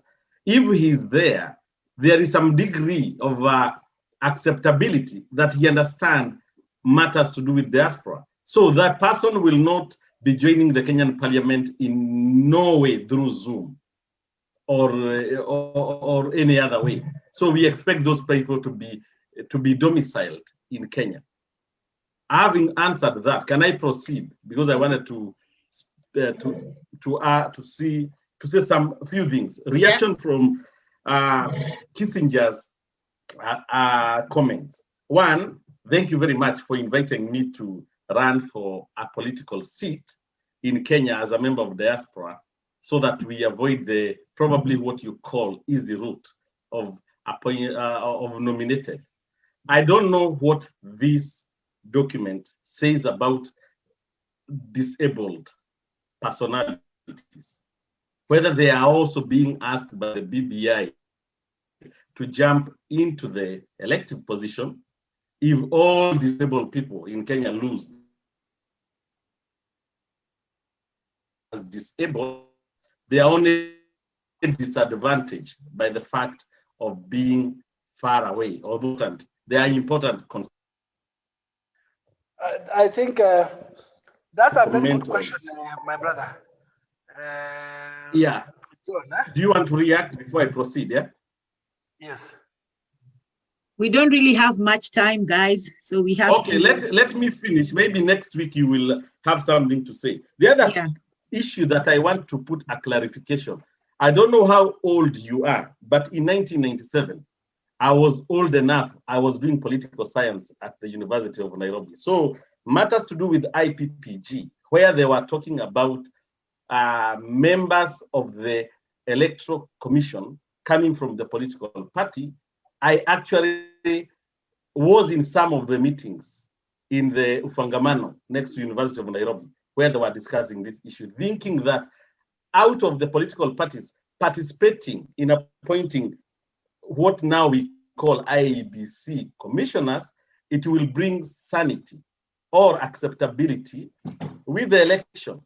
Actually, for your information, in that year, which you quoted wrongfully, that 1997 outcome of election were non-contested, Right Honorable Raila Odinga went to court and actually disputed those elections after His Excellency, former President Daniel Arap Moi won the election. And that's where the cooperation, which is akin to handshake, happened that year, because actually there was acrimony because Raila did not accept. So actually what was birthed by IPPG and commissioners of election coming from the political party didn't give a solution, and I doubt it will in this particular one. These are questions that probably you might deal with. There is a question of divisiveness in Kenya. And let me say this. We have this commission headed by Kaparo, cohesion, I think a commission for cohesion and something. National Cohesion and Integration Commission. Exactly.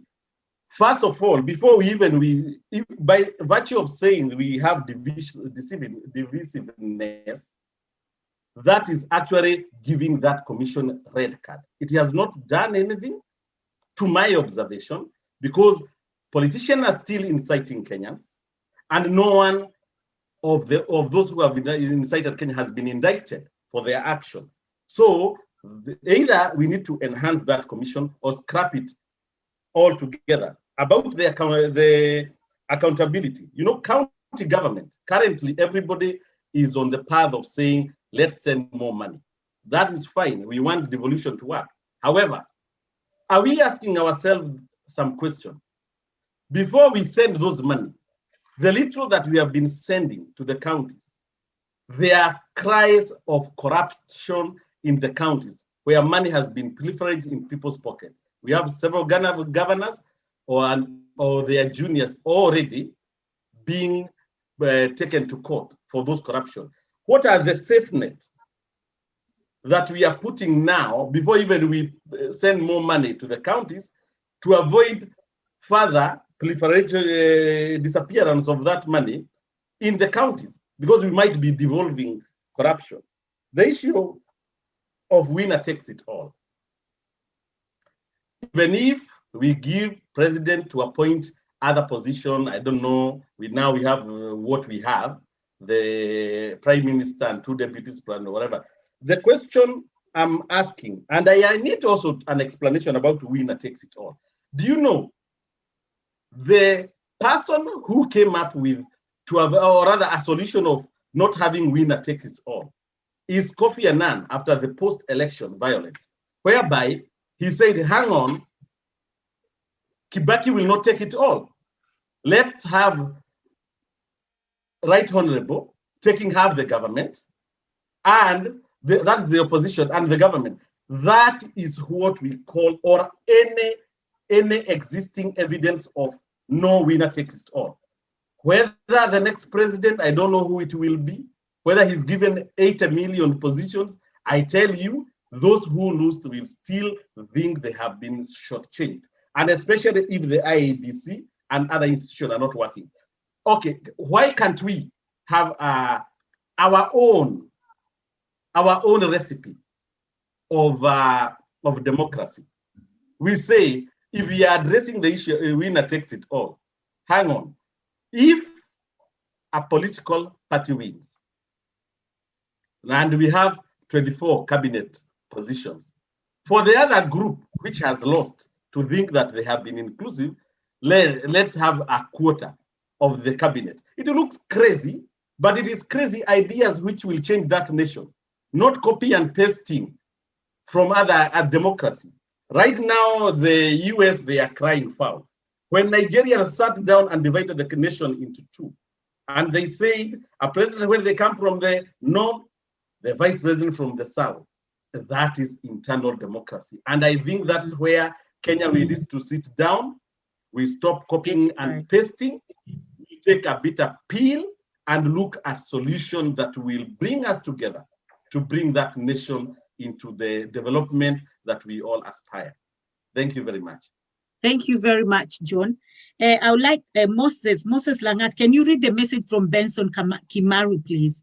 And then I'll have Dennis, and then I'll just have everybody say their last words, and then we'll come back next week again, because we still have a lot of viewers, but we have to keep in time. Can you read Benson Kimaru, please? Because that is a very respected man here in the UK. He's actually a reverend and very respected. So like, yeah, go on. I probably need to update my problem with this. Maybe I can read it. I have it. Is it from Kimaru? Yeah, Benson Kimaru.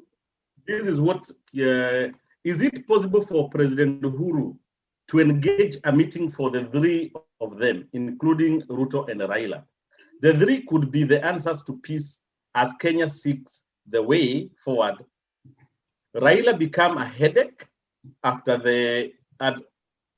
he was sworn in as people's president. Dr. Ruto is also a progressively a thorn in the flesh of the government. Somehow, he has been very slippery with allegations such as assassination, death of AP at DP's office, allies arrested and released by the court of law, withdrawal of government, local security, refusal to occupy an official residence in Mombasa, police harassing organized meeting, including tear gassing inside church and expelling DP from Jubilee, and the list goes on. The way things are now, one cannot tell if there will be peace in Kenya after 2022 election. But if BBI is first agreed by the three most top guys, Uhuru, Raila, and Ruto, then I may be convinced of peace after 2022 election. That is from a message from Benson Kimaru. Okay, thank you very much for reading that. Okay, I'm sure our lawyer Kakai, you'll go back with all this, and we're coming back again next week, because like we said, this is not a one-day topic. We need to be heard. So we are going to scream, we're going to shout on top of the rooftops until somebody actually hears us, instead of just thinking of us as remittance, but think of us as people in diaspora, not just remittance. That's not what we want. Okay, so we're going to close now, but before I close, I'll let Dennis say his last thoughts. And please, guys, it's not 5 minutes, just 1 minute. Okay, if you say everything now, we don't have something to say next week. So be really just 1 minute. These are the last thoughts. Are we clear on that? Yeah. Okay. I remember, I think it was 2012, 2013 over there. I met with a guy called Paul Mute. And Paul Mute was a civil rights defender. He was the chairperson of the Human Rights Commission by then, I think. And he was talking to me about the human rights in Kenya and how the 2010 constitution was actually way beyond its own time. And there was an element of allowing gay people to have access to medical care in Kenya, and to reduce the stigma that they were going through in their country. And it was surprising that there was a very strong opposition to that proposition in their country, that it was even thrown away. The reason why I'm saying this is that I think the Kenyan politicians have understood us. They take us into a hole and we continue digging the hole for ourselves until we disappear inside it. I don't know why we are not even thinking of another possibility that we can think outside the BBI itself. BBI, for me, like I said before, it came from the handshake of two gentlemen, and the propositions here in the BBI, they are not the things which are need driven. I don't see the urgency of BBI. We can always communicate and talk and see ways in which we can evolve our law so that we can continue, so that the politicians and government can give us the services that we really need, or to adapt also to the changing environment. The environment is changing.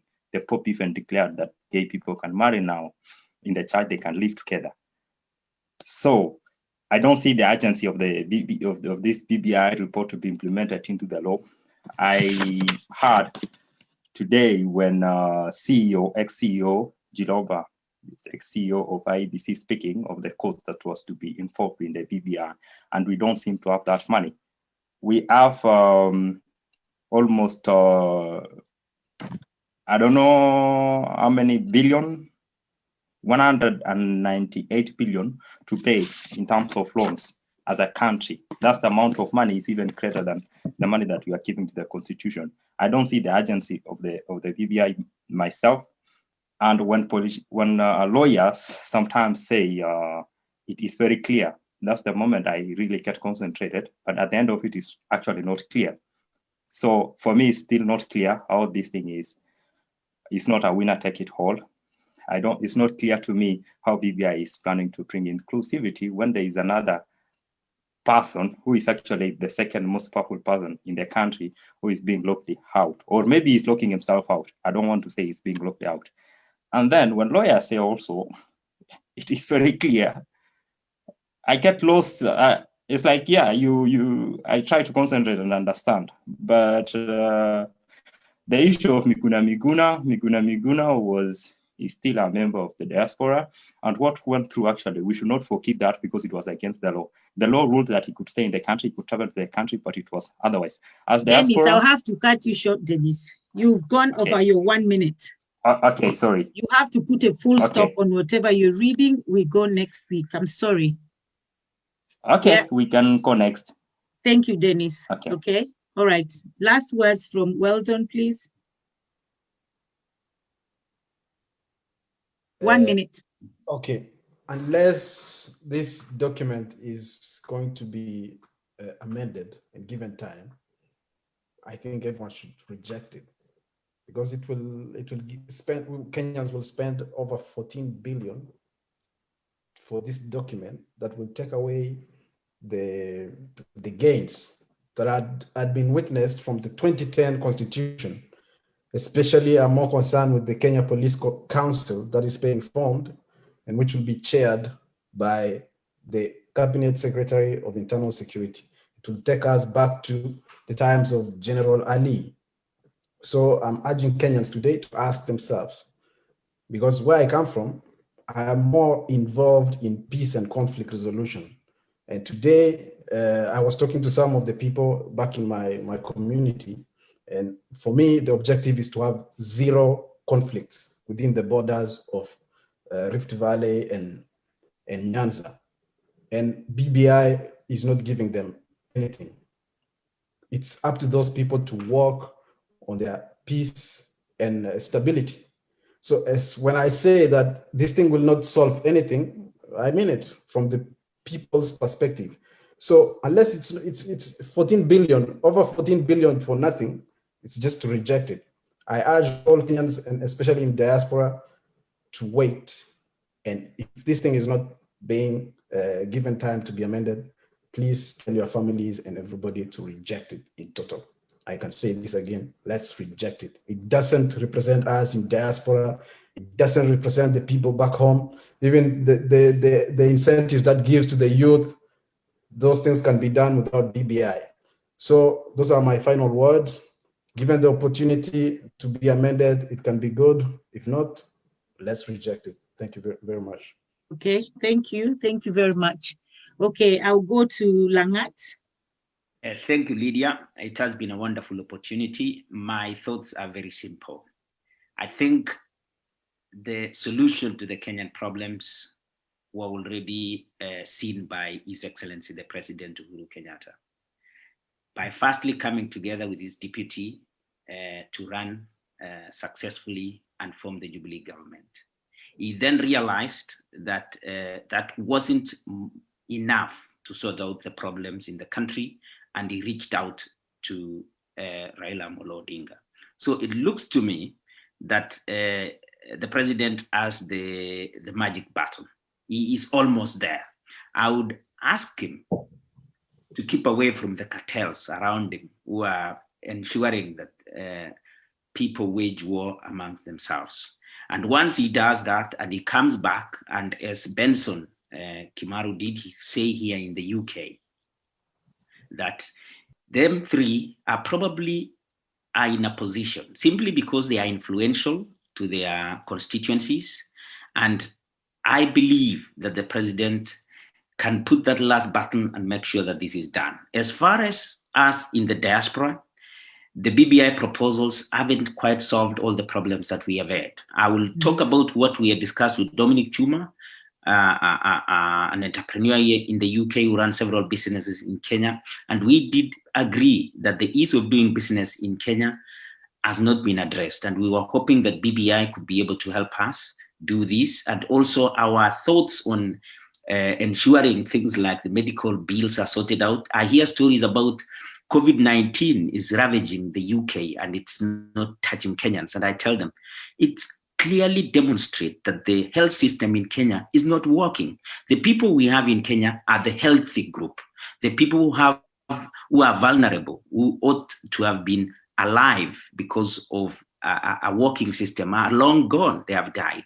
So we have a very, very healthy nation. While in the UK, for example, we have a working NHS that a person with a heart problem will be sorted out and that person can live long. So these are some of the things that we need to look at very carefully. And we ask Kakai, Ruth, please come back to us, take more suggestions from us, go back and amend, and also use us to read that BBI proposal and give you the deficiencies like the one I pointed for the Prime Minister. So I look forward to meeting again next week to come up with more useful thoughts that can enrich and make sure that we have a successful country. Thank you, Lydia. All right, thank you very much. Thank you very much. Okay, I'll go to John, please. 1 minute, please. Thank you very much for the panelists and Lydia. I really enjoy this kind of honest discussion.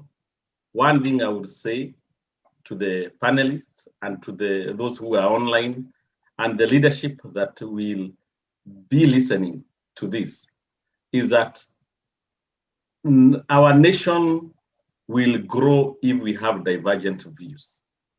Having a contrary view from the BBI should not be seen as a dissident or someone who has some aggressiveness toward the system. I would say, let's have this debate. And I lived in this nation when this nation was deliberating to come out of the European Union. It was a heated debate, very controversial. It divided the government and both the opposition, but the will of the people dominated. And that's what actually they are looking forward to work to build this nation even to be greater. So the views that we are putting out there, we are putting a challenge and we are looking forward, even for those who will listen. I know there was a Naivasha meeting. Let that not be the last. Because if we can all agree, and I think, Kai Kissinger, you are heartbeat away from the system that was drafting, because you mentioned so. Can we now appoint you in this group as the ambassador? We can send you the document that we send.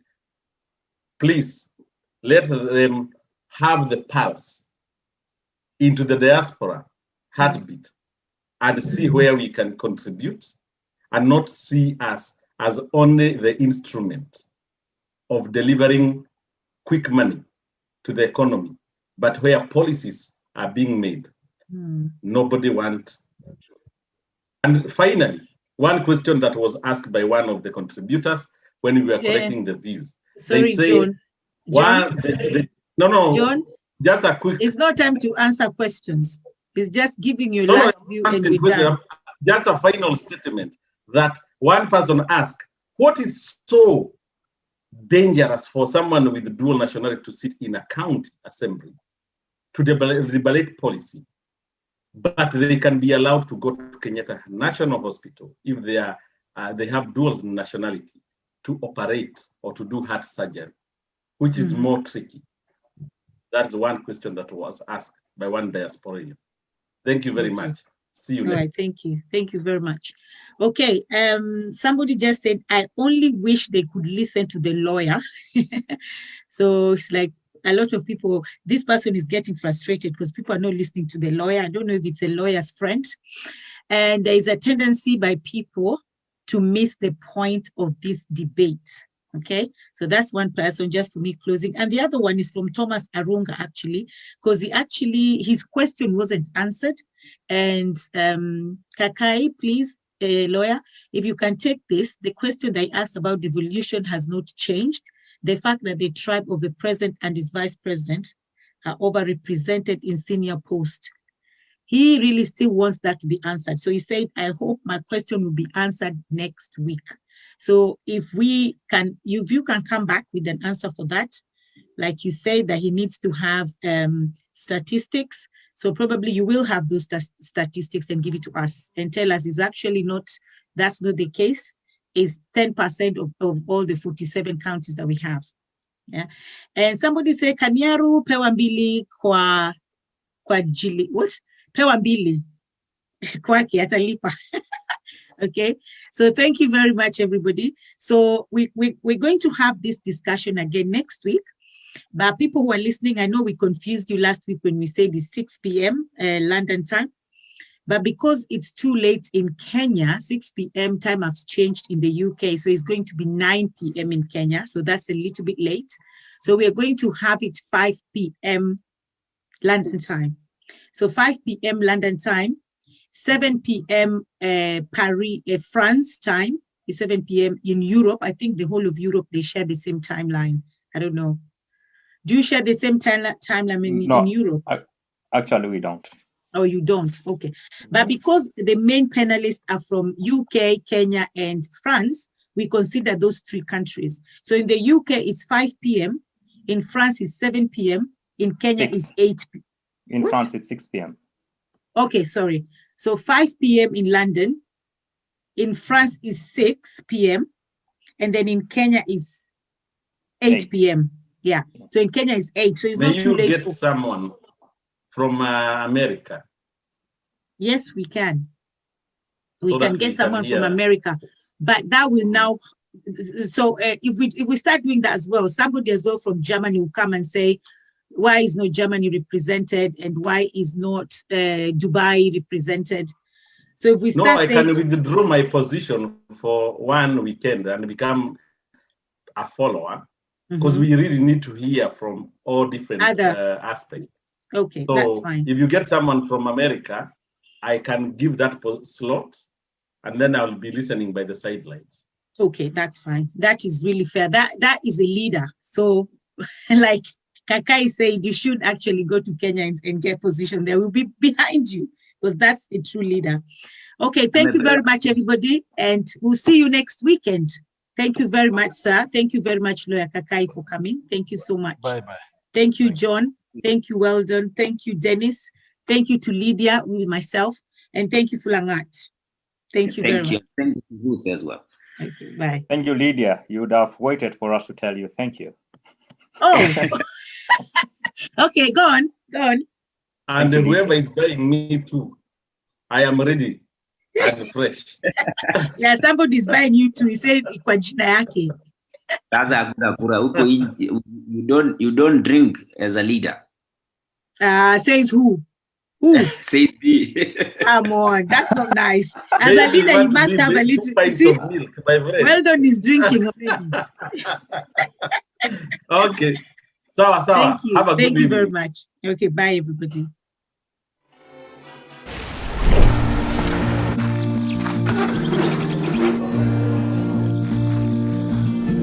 At World Remit, we understand what the journey is about, how it can sometimes take a little distance to bring us a little closer together.